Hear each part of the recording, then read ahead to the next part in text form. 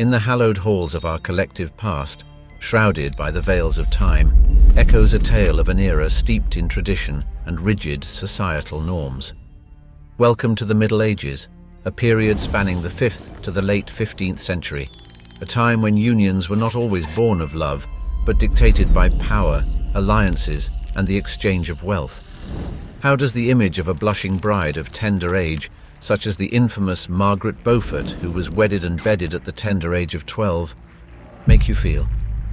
Can you imagine a world in which love was often a mere footnote to the harsh political realities of the day? Marriage, especially among the nobility, was a transaction, a bargain struck for the consolidation of power and wealth. Such was the case for the Duke of Normandy, William the Conqueror, betrothed to Matilda of Flanders when he was in his early 20s, and she was only a child. On the night of such a union, rituals steeped in superstition took center stage. The wedding night was a spectacle, and often the marital bed became a stage, with the gruesome custom of displaying the bloody proof of the bride's purity. This was a world where privacy was a privilege that few could afford, especially on the so-called Night of Nights. As we delve into the customs, we are reminded of the words of Geoffrey Chaucer from his legendary Canterbury Tales. Marriage is a misery and a woe. A rather fitting sentiment for the young brides of the Middle Ages, wouldn't you say? Join us on a journey back in time as we peel back the layers of the Middle Ages, explore the truth behind forced marriages, and uncover the disturbing rituals of the wedding night. Welcome to the Diary of Julius Caesar. A tapestry of promises, the intricacies of betrothal in the Middle Ages. In the swirling mist of history, as we traverse back to the Middle Ages, the concept of marriage was far removed from today's notions of romance and individual choice. Betrothal was not an act of spontaneous affection, but a meticulous process, steeped in negotiations, contracts, and familial strategies. Imagine the grandeur of the English court in the early 12th century, where King Henry I made arrangements for his daughter Matilda to wed the future Holy Roman Emperor, Henry V. These negotiations were an intricate dance, a careful balancing of power, prestige, and financial considerations. Such unions weren't primarily about love. Rather, they functioned as strategic alliances designed to consolidate power, land, and wealth. The words of St. Augustine from earlier times still resonated strongly. The main reason for marriage is not the man and the woman, but the offspring. Navigating to the opulence of the Italian city-states during the 14th century, betrothal contracts were serious business. Every detail was documented meticulously, considering the dowry, which included money, land, and other valuable assets. These documents provide a window into societal norms and expectations of the time. Francesco d'Attini, a wealthy merchant of Prato, Italy, left a vast archive of letters and documents, including his own betrothal contract. It presents the pragmatic approach of betrothal, discussing the dowry, the contractual obligations, and even the penalties for breaking off the engagement. Focusing on social rank, it's fascinating how crucial the concept of equal standing was during these times. Marriages, especially among nobility, aimed to preserve social hierarchies and maintain the power structure. Hence, parents of similar ranks often betrothed their children to one another. This is reflected in the oft-quoted saying of the era, "Wed the one you are fit for, if you wish to live without trouble." Even in the lower echelons of society, betrothal and marriage were subject to careful consideration. It wasn't an era of grand romantic gestures or courtly love for the average individual. Rather, practical concerns like mutual compatibility, shared profession, and familial approval were paramount. Anecdotal accounts from medieval manuscripts describe instances where young couples who had been betrothed in childhood developed strong bonds and affection for each other, a different kind of love story emerging from arranged beginnings. Betrothal also had a spiritual dimension. In the eyes of the Church, which wielded significant influence in medieval society, betrothal was akin to a pre-marriage, a period of preparation. This was cemented by the Fourth Lateran Council in 1215, which decreed that the betrothed couple should be regarded as spiritually wedded. This provided a protective layer discouraging any undue interference in the union by external forces. Forced betrothals were also not uncommon during this era. The famous case of the 15th century French noblewoman Jeanne de Clisson highlights this.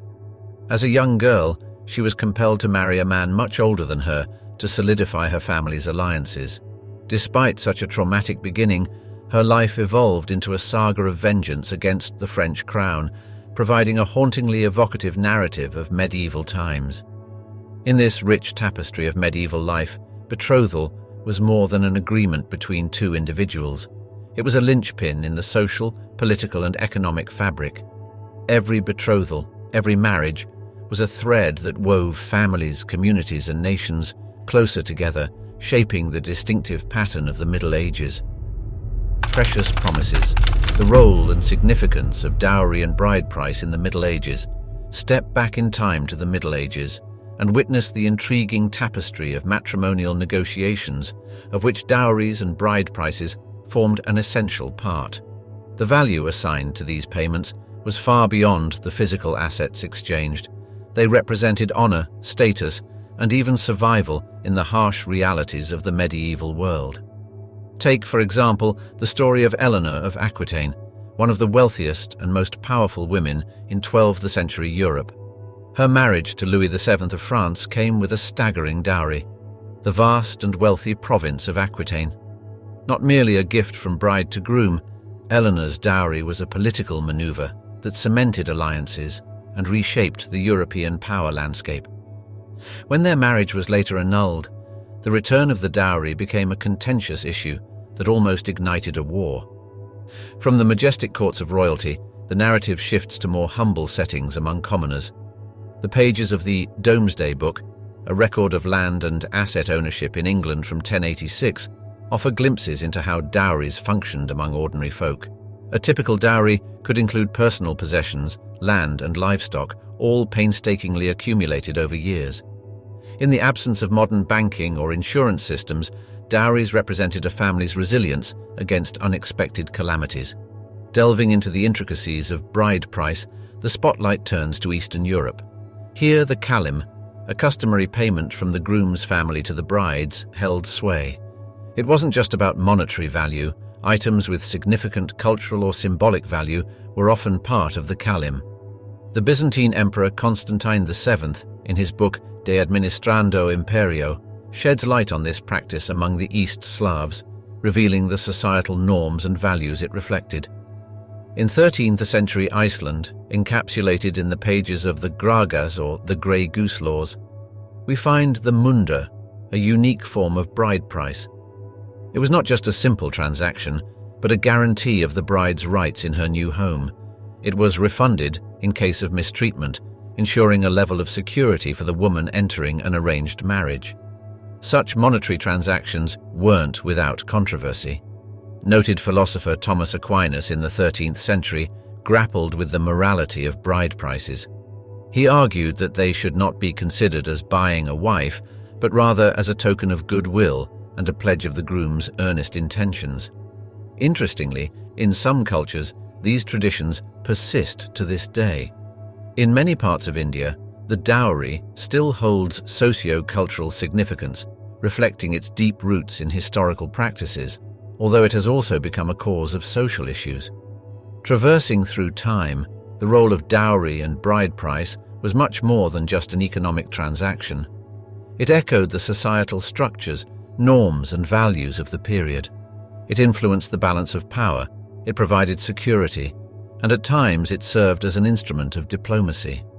In essence, the dowry and bride price were more than just the exchange of wealth.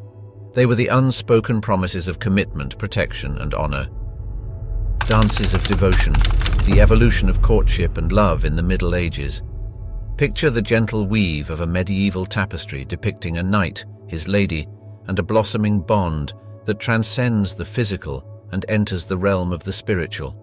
This is courtly love, a concept that came to the fore in the 11th and 12th centuries and upended previous notions of love and relationships in the Middle Ages. The birthplace of courtly love was the region of Occitania, now modern southern France. This form of love, idealized in songs and stories, was largely an invention of the troubadours, the region's poet-musicians. One of the most prominent was William IX, Duke of Aquitaine, who penned many verses dedicated to unrequited or unconsummated love, setting the tone for the tradition of courtly love. Courtly love often existed outside the bounds of marriage and was characterized by a feudal relationship between a knight and a noblewoman. The knight would vow to do great deeds to win his lady's favor, despite the fact that they could often not be together. This theme is explored in the 12th century tale of Tristan and Isolde, a tragic love story that epitomizes the concept of courtly love. Their love, forbidden yet deeply passionate, played out in whispers and secret meetings, became a testament to the heart's indomitable spirit. Dante Alighieri, the renowned Italian poet, provided a unique spin on courtly love in his masterpiece, La Vita Nuova.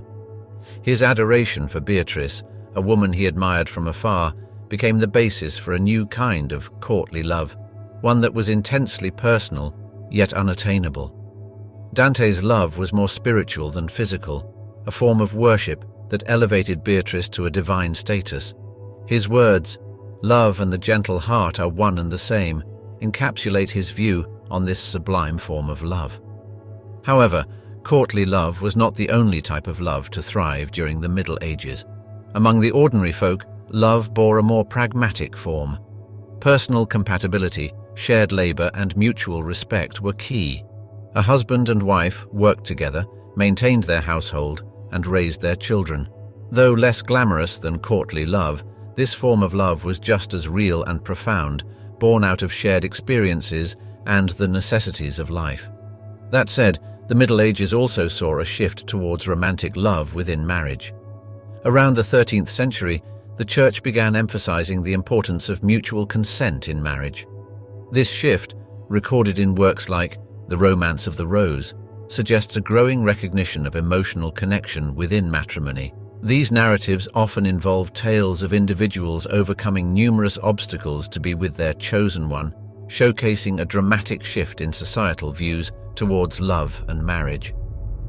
Youthful betrothals and matrimonial maturity, an insight into marriage ages in the Middle Ages. In the tapestry of time, the Middle Ages stand out as an epoch of unique customs and practices, among which matrimonial traditions hold a particular allure. And within these, perhaps one of the most intriguing aspects is the age at which men and women typically married. The Church, a prominent institution of the period, set the minimum age of marriage at 12 for girls and 14 for boys. However, the reality was more nuanced and varied greatly according to societal class and geographical location. In areas like Scandinavia, couples tended to marry when they were well into their 20s, giving them enough time to acquire the skills and resources necessary for starting a family. Meanwhile, in regions like Southern Europe, early marriages were more commonplace. Among the nobility, early betrothals were the norm, often driven by strategic considerations rather than emotional compatibility. A case in point is the union of Isabella of Angoulême and King John of England. At the tender age of 12, Isabella was thrust into the spotlight of political maneuverings and power plays. Although the marriage was more of a strategic alliance, Isabella later played a crucial role in securing the Plantagenet dynasty's future, bearing 5 children who would significantly influence the history of England. Contrast this with the everyday people of the Middle Ages, who usually married later in life. For instance, in 14th century England, as evidenced by the manorial court records, most brides and grooms were in their late teens or early 20s at the time of their marriage. This was largely due to economic considerations, as the couple had to acquire enough resources to establish a separate household. Another fascinating facet is the age disparity between partners. Typically, men were older than their brides, often by a significant number of years. This was especially true among the nobility, where the groom's age and status often overshadowed the bride's youth. Yet, some unions did defy the norm, like that of the Byzantine Empress Theodora and Emperor Justinian. Despite being significantly older than Justinian, Theodora's influence was profound, shaping the course of the Byzantine Empire's history. Despite the Church's laws, Early marriages were not without their critics. The philosopher Peter Abelard, known for his tragic love affair with his pupil Heloise, condemned early marriages. In one of his letters he wrote, "The yoke of marriage is a heavy one, and therefore it should not be hung around the necks of children." His words, though controversial at the time, indicate a societal awareness of the challenges posed by early marital obligations. In the shadow of the spire, the Church's influence on medieval matrimony. Imposing and ever watchful, the Church in the Middle Ages was an unshakable cornerstone of society. Its reach extended to every facet of life, with marriage being no exception. This period saw a marked increase in the Church's power to regulate unions, guiding the personal towards the spiritual and steering societal norms with an unwavering hand. Among the earliest and most profound shifts was the Church's declaration of marriage as a holy sacrament. Around the 12th century, under the leadership of Pope Alexander III, the Church made strides to fully establish the sacrament of matrimony. This shift sanctified the personal commitment between spouses, transforming it into a vow made before God. Such an elevation of marriage set the stage for a deeper involvement of the Church in marital affairs. A key area of this involvement was the Church's prohibitions on consanguinity, or marriage between close relatives. Introduced during the Council of Agde in 506, these prohibitions went through many iterations, reaching their zenith during the Fourth Lateran Council of 1215. This gathering, presided over by Pope Innocent III, prohibited marriage up to the fourth degree of consanguinity, equating to first cousins in today's terms. This move, aimed at preventing the concentration of power within noble families, greatly influenced the marital alliances of the period. With its heightened role, the Church also worked to protect the sanctity of marriage. Its stance on marital consent is worth noting. According to the influential canonist Gratian's Decretum, a 12th century legal text, the consent of the parties involved makes a marriage. This declaration emphasized the need for mutual agreement, laying the groundwork for more equitable marital relationships. Alongside, the Church also influenced public perception of marriage, using the pulpit and the pen as tools. The works of St. Augustine, a prominent theologian of the early Middle Ages, played a crucial role in shaping the Church's doctrine on marriage. His view on matrimony as a vehicle for procreation and the prevention of sin echoed throughout the era. There were, however, limits to the Church's reach. Despite its pronouncements, many common folk often bypassed the Church's formalities, opting for what historians term as clandestine marriages. These unions, often formed without a priest's blessing or without banns being read, were considered valid if both parties expressed their consent. This practice, while not in line with the Church's guidelines, reveals the complex interplay between Church authority and popular practice. Vows and veils, the artistry of medieval wedding ceremonies. As the latticed windows of a medieval church let in the early morning light, the air buzzes with anticipation. It is the day of a wedding, a grand event in the Middle Ages that saw the weaving together of not just two souls, but also their families, fortunes, and futures. The ceremony was a spectacle, a tableau vivant of customs, traditions, and an exquisitely choreographed exchange of vows. Wedding ceremonies in the Middle Ages, especially amongst the nobility, were not just private events. They were social spectacles brimming with pomp and pageantry. In the realm of England, the union of King Henry II and Eleanor of Aquitaine in 1152 was such an event. Eleanor, riding a horse decked in finery, was led by nobles to the cathedral where Henry awaited. Their marriage ceremony was a grand affair, one that was spoken about in hushed tones and reverent whispers for years to come. A typical ceremony would start at the doorstep of the church, often under the wedding door. This was where the betrothed couple would publicly state their intent to wed, making solemn promises before a gathering of kin and clergy. This was the sponsalia dei presenti, a legally binding exchange of consent.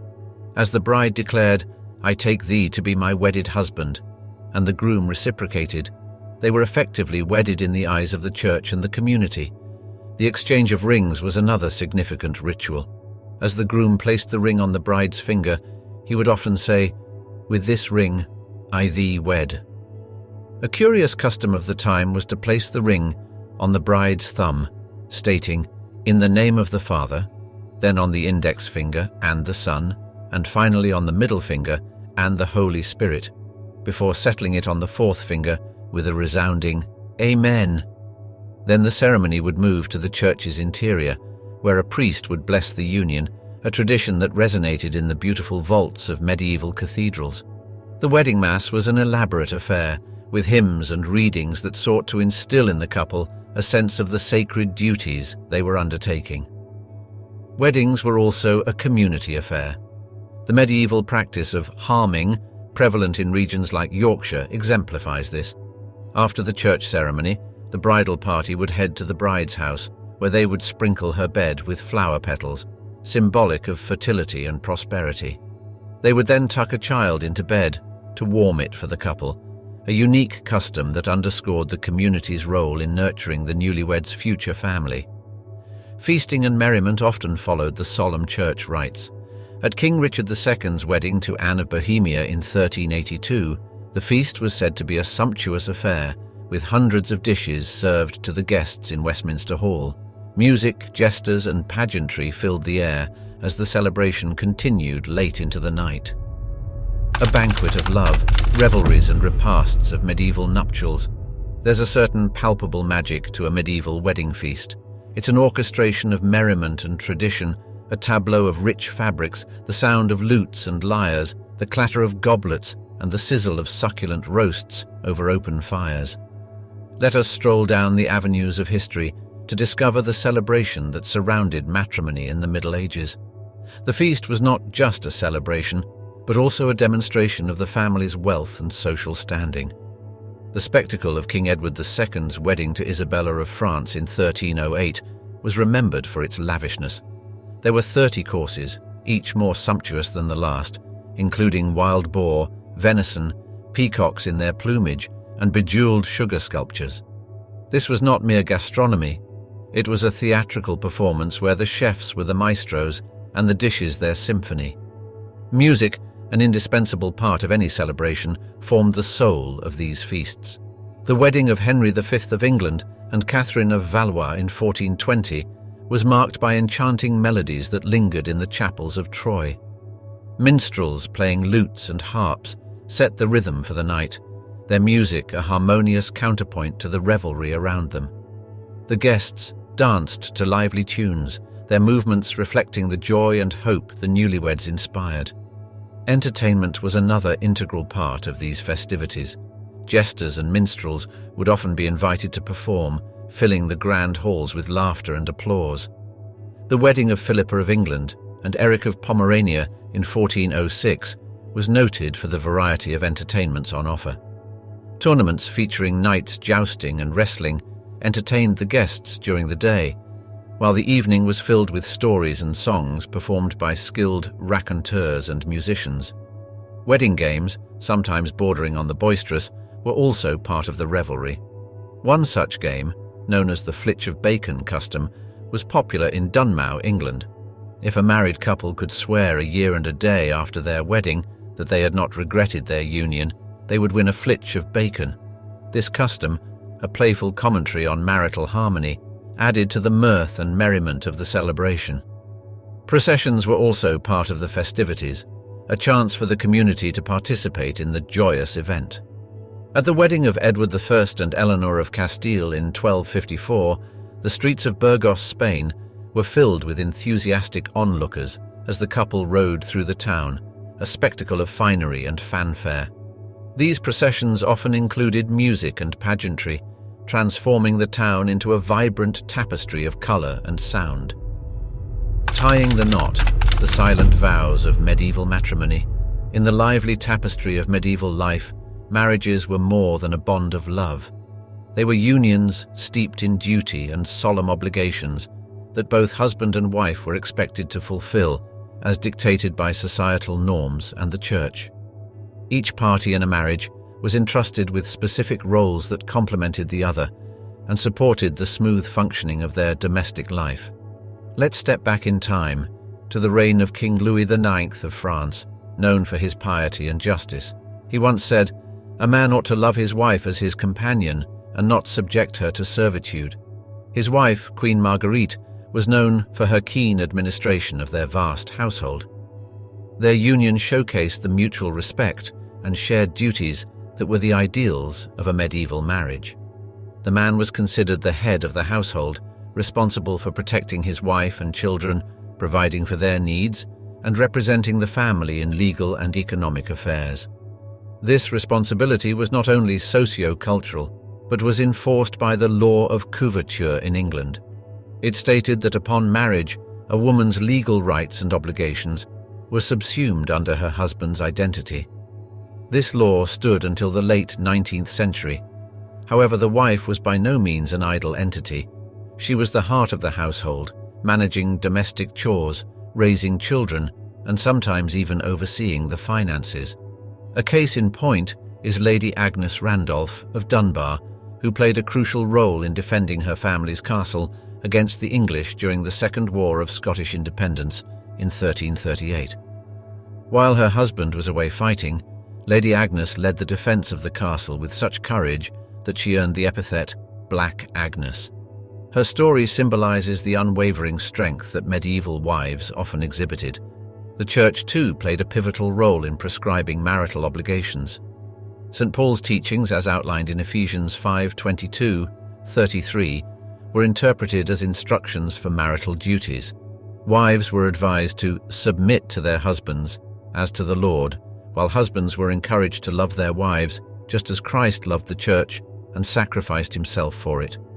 These teachings formed the bedrock of the medieval understanding of marital responsibilities. Furthermore, the rules of marriage, composed by the 13th century Parisian scholar Andreas Capellanus, held sway over the understanding of marital duties. It emphasized mutual respect and fidelity, underlining the importance of honesty and commitment in a marital relationship. Capellanus's treatise acted as a guide, detailing how husbands and wives should treat one another. In medieval society, the violation of marital duties was considered a serious offense. This is demonstrated by the tale of Francesca da Rimini, a character from Dante's Divine Comedy. Francesca, trapped in an unhappy marriage, fell in love with her husband's younger brother. When her husband discovered their affair, he took Francesca's life. In Dante's Inferno, Francesca and her lover are trapped in the second circle of hell, tormented by winds that symbolize the passions that led them astray. This tale served as a stark warning about the consequences of violating marital duties. When day met night, the unspoken dance of medieval nuptials. In the tender twilight of the wedding day, a new chapter in the life of a medieval couple commenced. This intimate juncture, marked by the consummation of their marriage, was enveloped in a web of customs and expectations. The wedding night, their first dance in the private sphere, was a crucial part of their journey, shaped significantly by cultural norms and societal attitudes towards courtship within marriage. In medieval Europe, this delicate dance was of great import, as it solidified the marital union. As part of the bedding ceremony, the newlyweds were often escorted to their chamber by wedding guests in a boisterous procession filled with playful banter. The purpose was to ease the tension, turning an intense moment into a light-hearted celebration. Anecdotes of this ritual abound. For instance, in 1468, when Margaret of York wed Charles the Bold of Burgundy, the Duke of Burgundy made an elaborate show of leaving his daughter-in-law's bedroom after tucking her into bed, signifying the sanctioned intimacy that was to follow. This initial night of shared privacy also held legal implications. As John of Salisbury, a 12th century English author and educationalist, noted, a marriage is confirmed by courtship or by the voluntary physical embracing of both parties. Thus, the Consummation Act played a role in safeguarding the marital bond against later repudiations. The Church, too, held a strong influence on the perception of courtship within marriage. St. Augustine, an influential church father, echoed the sentiment of his time when he wrote, "Physical union with even a lawful wife is unlawful and wicked if the conception of offspring be prevented." Thus, procreation was deemed the primary purpose of courtship within marriage. However, it was not devoid of tenderness and affection. In The Art of Courtly Love, Andreas Capellanus wrote, "Love is an inborn suffering, proceeding from the sight and immoderate thought upon the beauty of the other person." Though Capellanus primarily focused on romantic love outside marriage, his thoughts also permeated the marital chamber, tempering the primarily procreative intent of courtship within marriage. Moreover, attitudes towards marital courtship varied based on societal class. While nobility often married for political alliances and thus might have shared a more reserved relationship, the common folk, who usually married out of personal choice, likely experienced a different, more affectionate dynamic. A telling example is the poem The Wife's Lament, found in the Exeter Book, a 10th century collection of Old English poetry. This emotional lament speaks of a wife's longing for her distant husband, demonstrating that affection and emotional intimacy played a role within medieval marriages. Untying the knot, the labyrinth of medieval separations. The era of the Middle Ages did not lack its fair share of marital turbulence. When the harmony of the union faltered, the legal separation of a husband and wife was a labyrinthine process, obscured by cultural norms, societal expectations, and religious doctrine. In the eyes of the medieval church, the indissolubility of marriage was an inviolable tenet. Divorce, as we understand it today, was nearly non-existent. That said, two alternatives did exist for those navigating turbulent marital waters: annulment and separation from bed and board, known as divortium. Annulment, the dissolution of a marriage as if it never existed, was permissible under certain circumstances. The case of King Louis VII of France and his wife, Eleanor of Aquitaine, in 1152 stands as a high-profile example. Their marriage was annulled on the grounds of consanguinity. They were third cousins. After the annulment, Eleanor retained her vast lands and soon married Henry Plantagenet, the future King Henry II of England, significantly shifting the balance of power in the region. Divortium, on the other hand, was a form of legal separation that did not dissolve the marriage, but allowed spouses to live apart. This could be granted for a number of reasons, such as cruelty, desertion, or failure to fulfill marital duties. But even this path was beset with obstacles. The 12th century scholar Gratian, in his Decretum Gratiani, a foundational text of canon law, emphasized, "It is not lawful for a man to dismiss a wife, except for a cause of marital infidelity." Yet, like many rules, these too found their exceptions in the vagaries of human life. The famous 11th century tale of Countess Emma of Normandy and King Ethelred the Unready, while not a divorce or annulment, is illustrative. Emma, unhappy with her husband, retreated to her lands in Normandy, effectively separating from Ethelred. Notably, the Church did not condemn her for this. Thus, while the medieval period offered limited avenues for the dissolution of unhappy marriages, it was not entirely devoid of recourse. The threads of marital discord were untangled in the courts of both the Church and nobility, their verdicts often reflecting not just religious tenets, but also political motivations and societal expectations. Nuptial power plays, the chessboard of medieval matrimony. The solemn union of marriage in the Middle Ages was often seen as an elaborate chess game, played on a board marked with territories, wealth, and influence. Indeed, matrimonial unions of this era were often strategic, politically motivated endeavors, woven into the very fabric of societal stability and power dynamics. A renowned illustration of these strategic alliances is the marriage between Isabella of Angoulême and King John of England in 1200. Barely a teenager, Isabella's betrothal was a power play designed to consolidate lands and alliances. Her family's strategic position in Aquitaine made the young Isabella an enticing piece on the medieval chessboard, a fact King John seized upon to solidify his hold on the rich, contested lands of southern France. Their union, however, sparked tensions that led to the outbreak of war between John and his French rival. Further east, in 1474, the power dynamics of Europe shifted with the marriage of Isabella I of Castile and Ferdinand II of Aragon. This alliance was more than the joining of two hearts.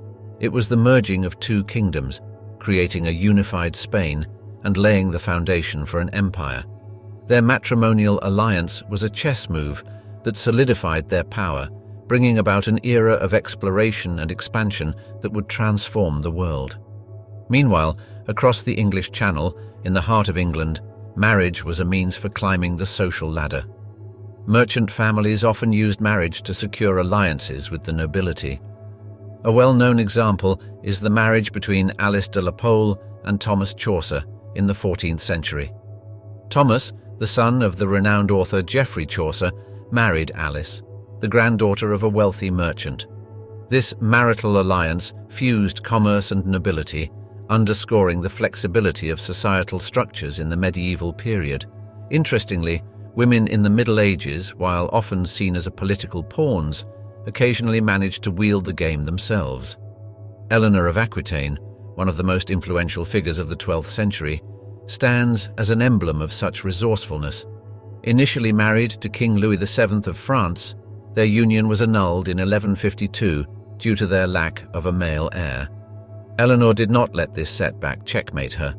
Instead, she quickly remarried, this time to Henry Plantagenet, who would later become King Henry II of England. This move drastically shifted the power balance in Europe, proving that even in the medieval game of matrimonial alliances, queens could sometimes rule the board.